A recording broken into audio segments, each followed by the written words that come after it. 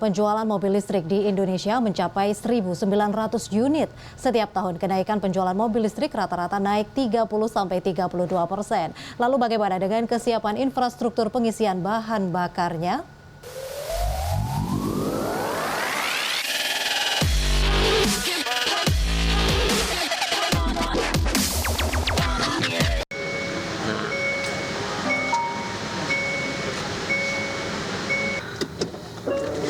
Nyaris tanpa suara, saat saya menjajal berkendara di jalanan kota Surabaya menggunakan mobil listrik. Teknologi transportasi yang kian diminati ini menyajikan mode berkendara kedap suara. 1 kWh fast charging 2.600. Tapi kalau kita charge di rumah ya tentunya berlaku tarif yang ada di rumah. Apalagi kalau kita charge di malam hari, informasinya PLN akan memberikan diskon 30%. Wow. Dan itu pasti jauh lebih hemat, bisa dihitung sendiri ya. Luar biasa. Seperti itu. Gabungan Industri Kendaraan Bermotor Indonesia, Gaikindo mencatat, setiap tahun rata-rata kenaikan penjualan mobil listrik sebesar 32%. Pada 2020, penjualan mobil listrik sebanyak 1.234 unit, pada 2021 naik hingga 1.900 unit. Pada 2020, penjualan mobil tipe hybrid sebanyak 1.108 unit. Pada 2021, naik menjadi 1.378 unit. Pada 2020, tipe plug-in hybrid electric vehicle atau PHEV sebanyak 6 unit. Pada 2021, tipe serupa penjualan naik menjadi 34 unit. Sementara, tipe battery electric vehicle atau 100% listrik pada 2020 terjual sebanyak 120 unit dan pada 2021 naik menjadi 488 unit. Sebuah keniscayaan teknologi transportasi kian berkembang. Namun, bagaimana dengan kesiapan infrastruktur penunjang transportasi listrik ini? Apakah pengguna mobil listrik gampang mendapatkan pasokan energi? Ya, SPKLU untuk PLN sendiri sudah menyiapkan di beberapa titik. Kalau di Jawa Timur ini yang saat ini sudah terintegrasi dengan aplikasi Charge-in yang kita siapkan itu sudah ada 5. Di sini di kantor ini 1, kemudian ada di Situbondo, kemudian ada di Banyuwangi, ya, kemudian ada 2 di rest area tol di KM 626, ya, di kiri dan kanan.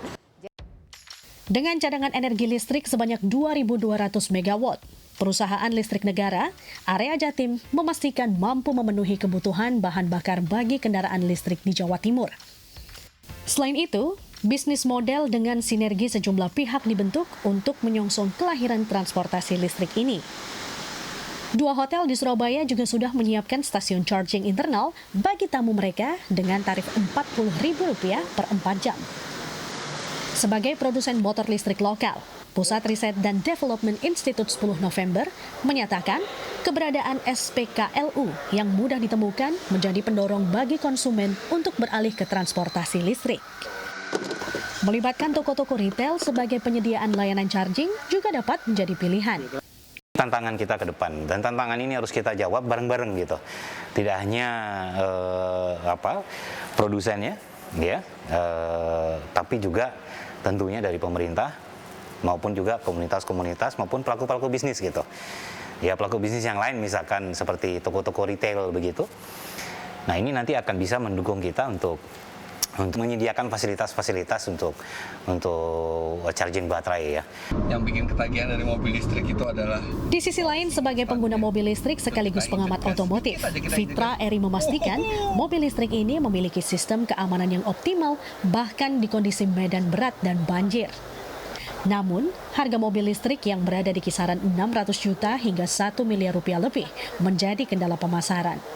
Selain itu, jarak tempuh yang terbatas menuntut ketersediaan SPKLU di banyak titik. Perangkat-perangkat peraturan yang mendukung supaya mobil listrik itu bisa populer. Karena sekarang masalah utama mobil listrik adalah harganya yang terlalu tinggi. Mengacu pada Permen ESDM nomor 13 tahun 2020 tentang penyediaan infrastruktur pengisian listrik untuk kendaraan bermotor listrik berbasis baterai, Kementerian ESDM pada 2021 telah mengoperasikan 100 unit charging station di 11 unit stasiun penukaran baterai dengan target pengguna hingga 1.865 unit. Eka Rima, Ganjar Wicaksono, Surabaya, Jawa Timur.